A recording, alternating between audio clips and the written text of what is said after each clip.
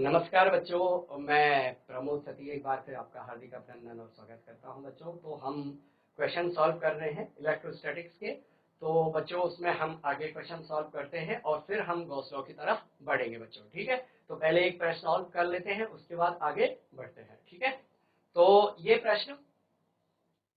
Question आपका बच्चा देखो, क्वेश्चन कि एक पानी की बूंद एक पानी की बूंद पानी की बूंद एक पानी की बूंद जिसका ध्यान से जिसका द्रव्यमान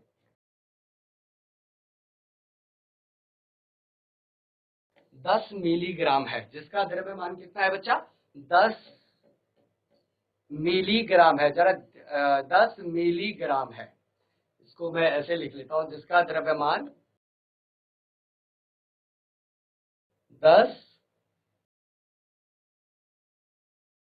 मिलीग्राम है।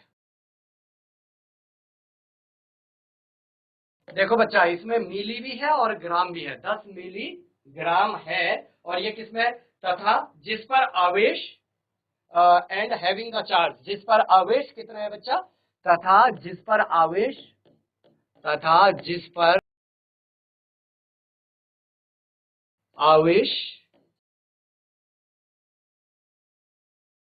जिस पर बच्चों आपका आवेश है 1.5 इंटू 10 की पावर -9 कूलाम है। जिस पर आवेश, वो पानी की बूंद पर आवेश कितना है बच्चा? 1.5 इंटू 10 की घात -6।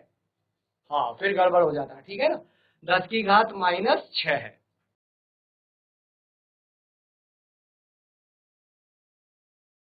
10 की घात -6 कूलाम है। अगर यह इक्विलिब्रियम, यह बूंद किसी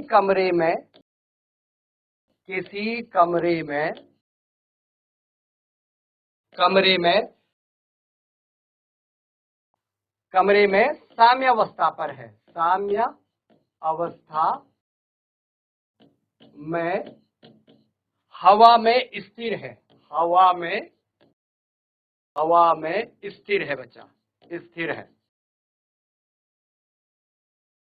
हवा में क्या है बच्चा? स्थिर है। तो आपको क्या निकालना है बच्चा? तो रूम में, तो कमरे में वैद्युत क्षेत्र की तीव्रता ज्ञात करो। कमरे में स्थित वैद्युत क्षेत्र की तीव्रता ज्ञात करो। कमरे में वैद्युत क्षेत्र की तीव्रता इधर लिख लेता हूं इसको। कमरे में वैद्युत क्षेत्र की तीव्रता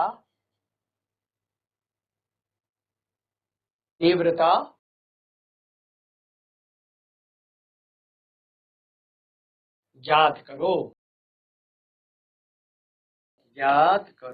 तो देखो बच्चा, कैसा है ये? थोड़ी सा अच्छा क्वेश्चन है।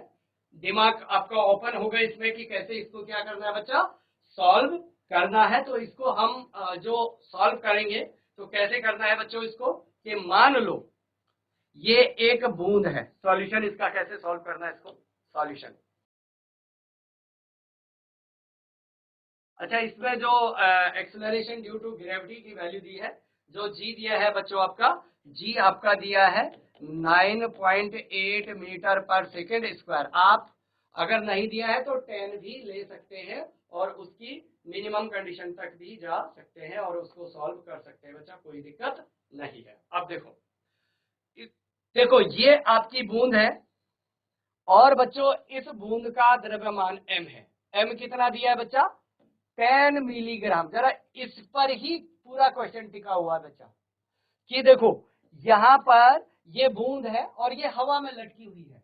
यस एंड नो, ये हवा में लटकी हुई है। तो क्या हो रहा होगा बच्चा? इक्विलिब्रियम कंडीशन है कि particle of water having charge suspended in the room. और बच्चा ये इक्विलिब्रियम कंडीशन में है, तो क्या होगा? नीचे लगने वाला फोर्स बराबर ऊपर लगने वाला फोर्स, नीचे लगने वाला फोर्स बराबर ऊपर लगने वाला फोर्स होने वाला है बच्चा। तो कैसे? आप इसको कैसे सॉल्व करोगे? तो मतलब ये कब होगा बच्चा? जब आपका इलेक्ट्रोस्टैटिक फोर्स बराबर क्या होगा बच्चा? ग्रेविटेशनल फोर्स mg हो जाएगा। Yes and no, electrostatic force बराबर ग्रेविटेशनल फोर्स mg हो जाएगा। यस एंड नो बच्चा, एकदम क्लियर। तो अब यहाँ पर इलेक्ट्रोस्टैटिक फोर्स आप फाइंड आउट कर सकते हैं, ये दिया है इलेक्ट्रोस्टैटिक फोर्स कितना होता है बच्चा। देखो यहाँ पर क्या होने वाला है कि एफ ई को मैं लिखने वाला हूं Q into E. Yes and no बच्चा, और यहाँ पर क्यू इंटू ई अगर मैं इसको लिखता हूं तो ये कितना होने वाला है? मैं दूसरे कलर से कर लेता हूं इसको। देखो क्यू ई, ये होने वाला Q E is equal to M into G. Yes and no बच्चा, अब सुनते रहना बच्चा जी। तो यहाँ पर आपको क्या निकालना है बच्चा? वैद्युत क्षेत्र की तीव्रता ज्ञात करनी है। तो वैद्युत क्षेत्र की तीव्रता इज इक्वल टू क्या हो गया बच्चा? M G upon Q, M G upon Q. अब केवल इसमें जो मेन पैच है बच्चा वो इसमें है कि ये एम इतना है, तो इसको कैसे लिखने वाले हैं? इसको बच्चा जरा से ध्यान रखना कि इसको लिखने वाला हूं। देखो इस इक्वेशन में वैल्यू रखनी है हमने बस, ठीक है। तो पहले m कितना होगा बच्चा? m द्रव्यमान कितना होगा? द्रव्यमान है 10 मिलीग्राम बच्चा। ये क्या है? 10 मिलीग्राम। अब देखो बच्चा, पहले तो मिली को केजी में बदलो। तो मिली, पहले मिली कितना होता है बच्चा? मिली होता है 10 की पावर -3 मिलीग्राम। यस, और ग्राम का क्या होता है बच्चा? 10 की power -3 K G. 1 gram is equal to 10 की पावर -3 केजी। क्या आपको यहां पर समझ में आया? मिलीग्राम। दरअसल इसको जो किताब में लिखा रहता है वो 10 mg, m का मतलब मिली, जी का मतलब ग्राम। तो इसको कन्वर्ट किया आपने तो ये केजी में हो गया बच्चा। ये केजी में हो गया तो ये कितना आ गया? 10 की पावर, ये प्लस का 1, 3 और 3 6 ऋण का, और प्लस का 1, तो 10 की power -5 K G. Yes and no बच्चा, 10 की पावर -5 केजी आ रहा है। यस एंड नो, तो 10 की पावर -5 केजी यहाँ वैल्यू रख दो। अब आप इसको सॉल्व कर सकते हैं आराम से। तो कितना हो जाएगा बच्चा? इसको सॉल्व करता हूं मैं नेक्स्ट पेज में, ठीक है। तो ये हो जाएगा मेरा, तुम बात समझ में आई? यहाँ पर 10 की पावर -5 केजी हो गया।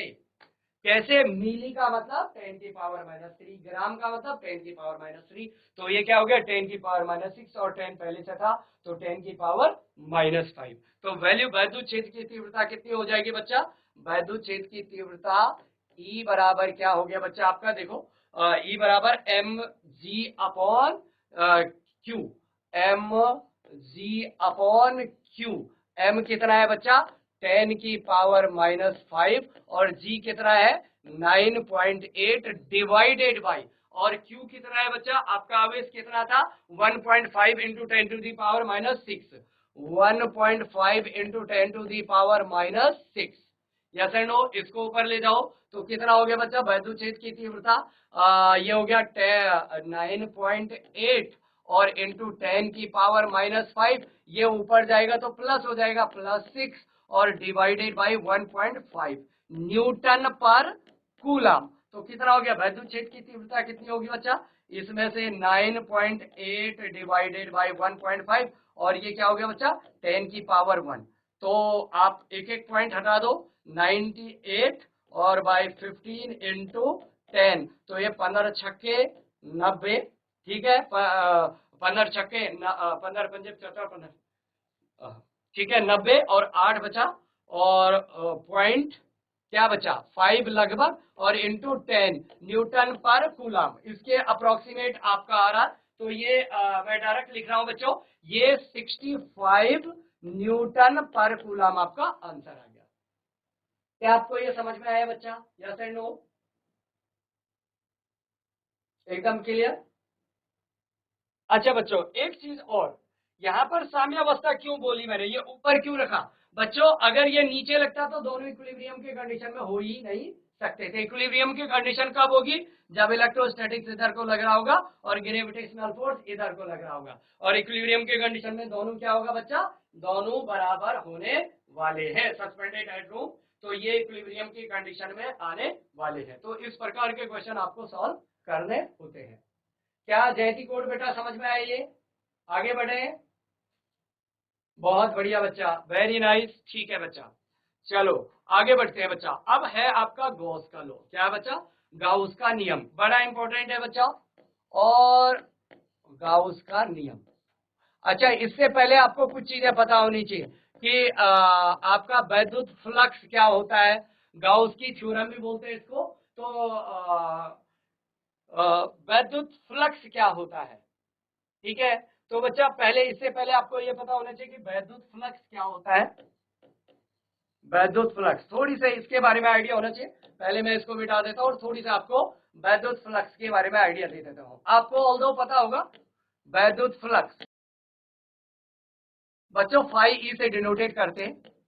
तो बच्चों हम जानते हैं कि किसी भी आवेश से, जैसे ये पॉजिटिव क्यू आवेश है, इस आवेश से वैद्युत बल रेखाएं निकलती है। ओके, तो किसी वैद्युत बल रेखाएं निकलती है जो कि क्या काल्पनिक रेखाएं होती है। तो किसी पर यूनिट क्रॉस सेक्शन, किसी एकांक क्षेत्रफल से, किसी एकांक क्षेत्रफल से गुजरने वाली वैद्युत बल रेखाओं की संख्या को क्या बोलते हैं हम बच्चों? वैद्युत फ्लक्स बोलते हैं। किसी एकांक क्षेत्रफल से गुजरने वाली वैद्युत बल रेखाओं की संख्या क्या कहलाती है बच्चा? वैद्युत फ्लक्स कहलाती है। तो इसका जो फॉर्मूला आप पढ़ते हैं बच्चों, फाई ई, वैद्युत flux phi E equal to क्या होता है बच्चा? अगर मान लो मैंने एक स्मॉल एरिया ले लिया, यहाँ पर स्मॉल एरिया डी ए, उसकी डायरेक्शन क्या होती है? एरिया की डायरेक्शन बच्चे हमेशा इस तल से अभिलंबित आगे की तरफ। तो वो हो जाएगा बच्चा स्मॉल एरिया के कारण डी फाई ई क्या हो जाएगा? E into D A. जब आप टोटल के लिए निकालते हैं तो इंटीग्रेट हो जाता है बच्चा। जब आप टोटल के लिए निकालेंगे तो वैद्युत flux D phi E equal to क्या हो जाएगा? इंटीग्रेट। और बच्चों जो इंटीग्रेट होगा वो क्लोज सरफेस पर होगा, E dot D A, integration E dot D A.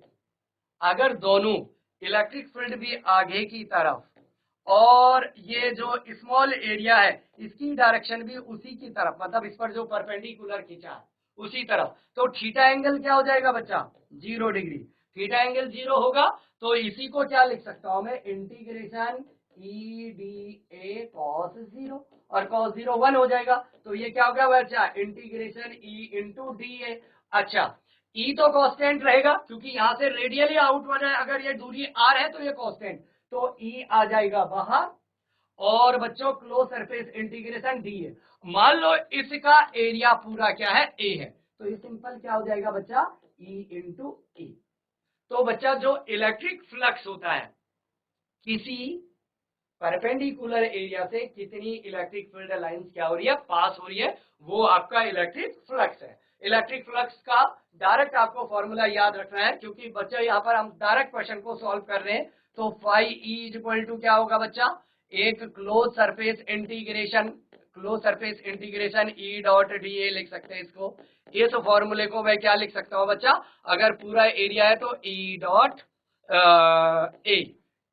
जब दो वेक्टर क्वांटिटी का डॉट प्रोडक्ट लेते हैं तो हमें क्या मिलता है बच्चा? एक स्केलर क्वांटिटी। ये भी वेक्टर सदिश राशि है, ये भी सदिश राशि है, इनका डॉट प्रोडक्ट क्या मिलता है बच्चा? अदिश राशि मिलती है। तो इसको ऐसे लिख सकते हैं, इसी को और कैसे लिखते हैं तुम? ई ए कॉस थीटा। अच्छा, थीटा किस किस के बीच का एंगल है बच्चा? जैसे मान लो ये आपका वैद्युत क्षेत्र की तीव्रता इस दिशा में है, वैद्युत क्षेत्र इस दिशा में है, और बच्चों यहाँ पर एक आपने एरिया मतलब क्षेत्रफल ले लिया।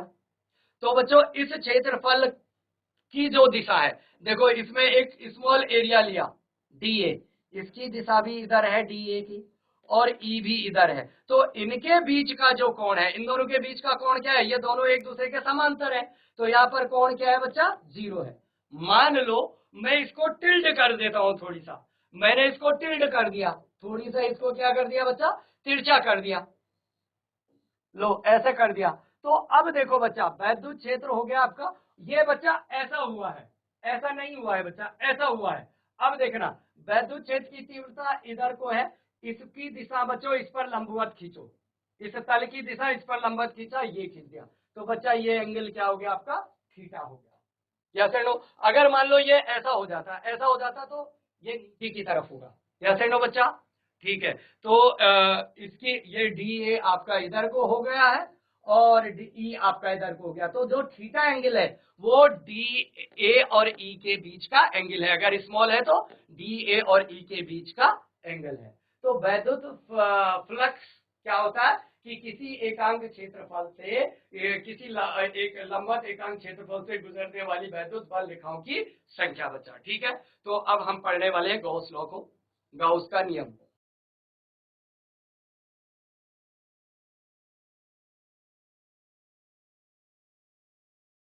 तो बच्चा गाउस का नियम क्या कहता है कि किसी बंद पास में अगर क्यू आवेश उपस्थित है तो उससे गुजरने वाला जो वैद्युत फ्लक्स होगा वो हमेशा Q upon epsilon not time होने वाला है। कि मान लो यहां पर कोई ये एक बंद पास है, ये आपका बच्चा एक क्या है, घन है। ओके बच्चा, ये आपका क्या है, एक आपका ये एक क्यूब है बच्चा। ठीक है, ये आपका एक क्या घन है। ठीक है बच्चा, ये आपका एक घन है, सही से बनाता हूं उसको। और मान लो इस घन के अंदर कोई क्यू आवेश है, इस घन के अंदर है बच्चा एक क्यू आवेश। तो इस घन से गुजरने वाली जो इलेक्ट्रिक फील्ड लाइंस है, इस घन से गुजरने वाली जो इलेक्ट्रिक फील्ड लाइंस है, चारों तरफ जाएगी बच्चा, पीछे भी जाएगी, आगे भी जाएगी, नीचे भी जाएगी, ऊपर भी आएगी, यहाँ बाहर की तरफ भी आएंगी। यस एंड नो बच्चा, बाहर की तरफ भी आएंगी। इससे गुजरने वाला जो वैद्युत फ्लक्स है वो कितना होता है बच्चा, वैद्युत flux phi E is equal to क्या होता है बच्चा, इस बंद आवेश के, इस बंद पृष्ठ के अंदर जितना आवेश है उसके एप्सिलॉन नॉट टाइम होगा। यस एंड नो बच्चा, इसके एप्सिलॉन नॉट टाइम होगा। हाँ, शर्त ये होनी चाहिए कि जो आपका बंद पृष्ठ है, जो आपका क्लोज सरफेस है, वो बच्चों क्लोज्ड होना चाहिए और वो किसी 3 डायमेंशनल को ऑक्यूपाइड करो। वो क्या, 3 डायमेंशनल कोई शेप होना चाहिए। जैसे फुटबॉल है, तो फुटबॉल क्या करता है बच्चा, अपने अंदर वॉल्यूम को कंटेन करता है। लेकिन जैसे मम्मी की चूड़ी है, वो अपने अंदर कोई वॉल्यूम कंटेन नहीं करता बच्चा। तो आपका जो सरफेस है वो चूड़ी जैसा नहीं होना चाहिए, 2 डायमेंशनल नहीं होना चाहिए। सरफेस ऐसा होना चाहिए कि जो 3 डायमेंशनल को कवर करे, मतलब उसके अंदर कुछ ना कुछ वॉल्यूम हो, तभी हम गॉस लॉ लगा सकते हैं, अदरवाइज हम गॉस लॉ नहीं लगा सकते हैं बच्चा। ठीक है, तो लेट्स, जैसे यहां पर कि अगर किसी बंद पृष्ठ, किसी बंद पास पर क्यू आवेश है तो उससे गुजरने वाला जो वैद्युत फ्लक्स है बच्चा, वो वैद्युत फ्लक्स कितना होगा, क्यू इनक्लोज, उसके अंदर जितना चार्ज है divided by epsilon not. Epsilon not क्या है बच्चा, निर्वात की विद्युतशीलता, निर्वात की विद्युतशीलता। बच्चों ये इससे इलेक्ट्रिक फील्ड निकालना बहुत ही आसान होता है, इसलिए इसका उपयोग करते हैं, निर्वात की विद्युतशीलता। एप्सिलॉन नॉट क्या है बच्चा, निर्वात की विद्युतशीलता। ठीक है बच्चा, ये निर्वात की वह प्रॉपर्टी है जो अपने में से कितना इलेक्ट्रिक फील्ड को जाने देता है, कितना रोकता है बच्चा। ठीक है, तो let's phi is equal to Q enclose upon epsilon naught. तो बच्चों जैसे ये आपका एक स्क्वायर है, वर्ग है, ठीक है, तो बच्चों इसमें अगर क्यू आवेश है तो यहाँ पर गॉस लॉ, गाउस का नियम नहीं लगेगा बच्चा, गाउस का नियम यहाँ पर नहीं लगेगा। क्यों नहीं लगेगा, गाउस का नियम यहाँ पर नहीं लगेगा, क्यों बच्चा, क्योंकि ये क्या है बच्चा, 2 डायमेंशनल शेप है, हमें 3 डायमेंशनल शेप चाहिए बच्चा, कि 3 डायमेंशनल कोई ऑक्यूपाइड करे। ओके बच्चा, जैसे ही गॉस लॉ यहाँ पर अप्लाई हो जाएगा, ये जो आइसक्रीम होती है ना 3 डायमेंशनल वाली, यस एंड नो बच्चा, यहाँ इसके अंदर गॉस लॉ, मतलब क्यू चार्ज है, तो इससे गुजरने वाला जो इलेक्ट्रिक फ्लक्स है इसको भी बंद कर दो, तो ये क्लोज सरफेस हो गया। या हम गॉस लॉ लगा सकते हैं, लेकिन यहाँ पर ना गॉस लॉ को यूजफुल नहीं होगा उतना, गॉस लॉ हमेशा एप्लीकेबल होगा, लेकिन यहाँ पर गॉस लॉ लगाना आसान नहीं होता, क्योंकि गॉस लॉ हम अधिकांश तो तब लगाते हैं कि जब आपका सिमेट्रिकल हो, शेप क्या हो बच्चा, सिमेट्रिकल हो। जैसे इसमें शेप सिमेट्रिकल था, यहाँ पर एक लाइन खींचो जैसे इधर वैसे इधर है, यहाँ पर एक लाइन खींचो जैसे ऊपर वैसे नीचे है। यहाँ पर देखो, अगर ये वाला तो सही था, लेकिन जब आप यहां से खींचो तो जैसे नीचे है वैसे ऊपर नहीं है बच्चा, ठीक है। ऑल दो किसी क्लोज सरफेस से गुजरने वाला जो इलेक्ट्रिक फ्लक्स है, वैद्युत फ्लक्स है, वैद्युत फ्लक्स हमेशा क्या होगा बच्चा, Q अपॉन एप्सिलॉन नॉट होगा, Q अपॉन एप्सिलॉन नॉट होने वाला है बच्चा, ठीक है। तो यहां पर हम अब देखने वाले हैं बच्चों इसके कुछ इंपॉर्टेंट पॉइंट, गॉस लॉ के जो इंपॉर्टेंट पॉइंट है बच्चा। नंबर फर्स्ट बच्चों, गॉस लॉ, गाउस का नियम जो है, गाउस का नियम आकृति पर, गाउस सरफेस पर निर्भर नहीं करता है बच्चा, कि गाउस के पृष्ठ पर निर्भर नहीं करता, गाउस के जो आप पृष्ठ ले रहे, गाउस के पृष्ठ की आकृति पर निर्भर नहीं करता, आकृति आकार पर निर्भर नहीं करता है, आकार पर निर्भर नहीं करता है, निर्भर नहीं करता है। इसका मतलब क्या है, जैसे बच्चों देख लो, ये आपका एक गॉसियन, यहां पर ये एक आपका घन है, ओके बच्चा, इसके अंदर Q चार्ज था, मान लो इसके अंदर क्या था बच्चा, Q आवेश था, उससे गुजरने वाला जो इलेक्ट्रिक फ्लक्स है वो कितना होगा बच्चा, electric flux Q upon epsilon not.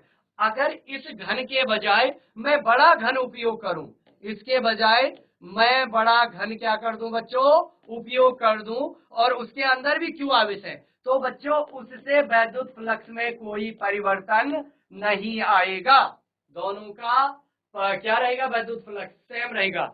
जैसे अगर इसके बजाय मैं इस Q आवेश को बचा, इसके बजाय इस Q आवेश को मैं मान लो किसी क्यूब में, किसी क्या शंकु के अंदर डाल दूं, या लो बच्चा, तो इससे ये पैक कर दिया हमने, इससे गुजरने वाला वैद्युत फ्लक्स भी बच्चों Q अपॉन एप्सिलॉन नॉट ही होगा, उससे कोई फर्क नहीं पड़ेगा कि इसकी आकृति कैसी है, बस आकृति 3 डायमेंशनल होनी चाहिए, आकृति कैसी होनी चाहिए बच्चों, 3 डायमेंशनल होनी चाहिए। मान लो इसी Q आवेश को मैं किसी सिलेंडर के अंदर पैक कर लेता, इसी Q आवेश को मैं किसी सिलेंडर के अंदर पैक कर लेता, तो भी इलेक्ट्रिक फ्लक्स कितना होता बच्चा, Q अपॉन एप्सिलॉन नॉट।